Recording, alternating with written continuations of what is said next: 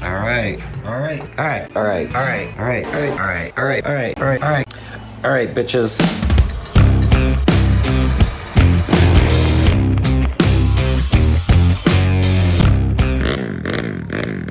Quick coffee time chat here. So you have to put this case on, and all of these bolts are different sizes. How do you know which one goes where? The way to do it is just put them in until they land, and you will see that they will all end up sticking out at about the same amount. Honda's not going to waste threads. So each one of these guys is too deep. And look at that. So we know that goes there, long one, here.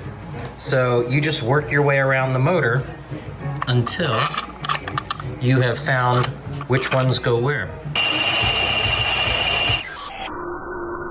Good morning. It is not time for a coffee chat because I am drinking tea this morning because of my cold.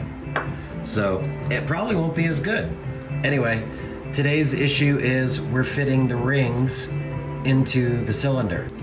And as you know, pistons have rings, and the rings are designed to go into the piston, and they are what seals the combustion chamber.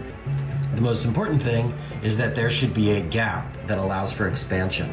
So to measure the ring gap, you want the ring perfectly square. We use the piston to get the ring in there, square and even, then feeler gauges, and you basically slide the feeler gauge in. If it doesn't fit, doesn't count. If it does fit, then that works. So this one, 8 thou fits, 10 doesn't. Feeler gauges you don't ever force them. It fits or it doesn't. So now, went to Wiseco, and they have a factor here that you multiply by the bore size to come up with an appropriate ring gap. So barring any instructions from the Katako folks, I'm gonna go with this because it's much more beneficial to have a ring gap that is slightly on the larger size than too small. Too small and real big problems. Adjusting the valves. Should I do it in a Batman voice because I'm hoarse? You already have a Batman voice. All right, here's how we're going to adjust the valves. This is the exhaust opening, which means it's on the exhaust stroke. Now the intake is starting to open, and our timing mark down here needs to come all the way back around. Intake is opening, gas is flowing in, and now we're coming back up to T is top, and there's our mark, top dead center. And at that point, there should be no tension on the valves. We take our little feeler gauge and we put it under here. Now we just screw this little guy down, and you just want just the tiniest amount of friction there, so you can just slide it out. And that is how then we lock them down, and that's how you adjust valves.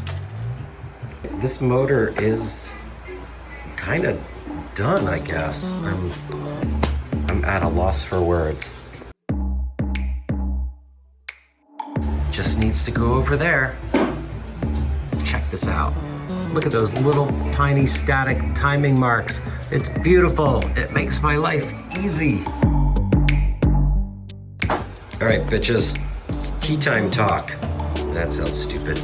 So today the motor goes into the frame. My day is gonna be exhausting. You get it? Get it? Exhausting. So this is what I'm doing today. We have inch and a quarter, inch and 3/8, up to inch and a half, and this megaphone. And by the end of the day, I gotta figure out how to fit all of that onto the bike.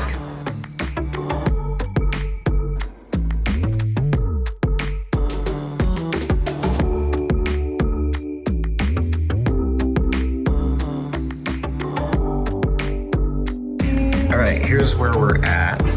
As you can see, we have a little bit of a clearance issue here with our monster Electron carb. So it does fit. Actually, the tank's gonna be up here like this, but of course we don't have any room for the cable, and the petcock is right there. Son of a bitch. So we're gonna have to cut out part of the interior of the tank and then reglass that, and we're gonna seal the whole thing after. Hopefully that's gonna work. So the idea is basically that we go in there and we cut a little bit of space, and then the cable can run up in the tunnel of the tank. So fingers crossed.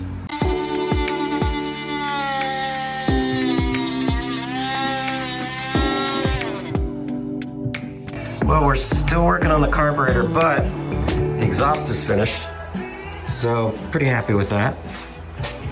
All right, what we're really doing here is you take the, oh, don't fall off the table.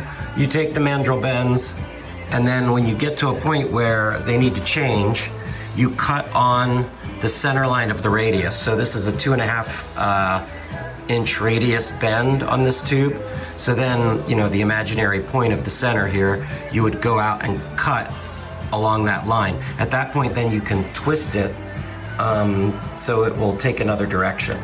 And you basically just kind of work your way back where you want it to go. So I think my plan is to get it to come around the case here, and then maybe tuck inside the subframe, and then something up here. Here's that same tube. We have cut it right here, like here's our center line of this.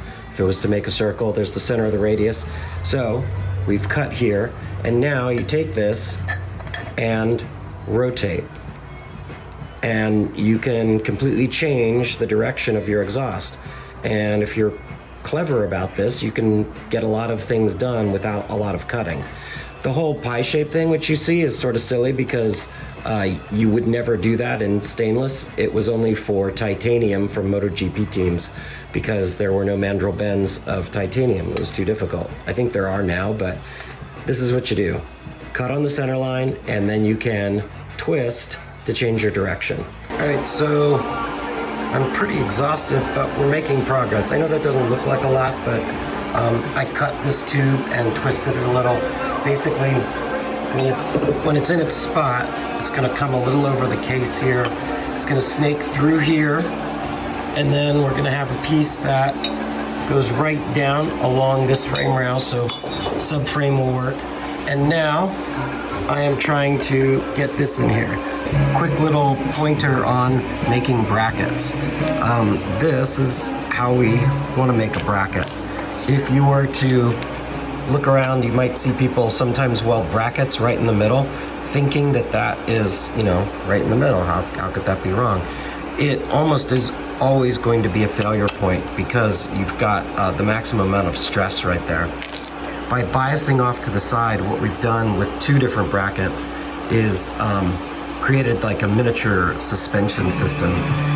This will get welded together, and then there'll be a bead here and here on both sides.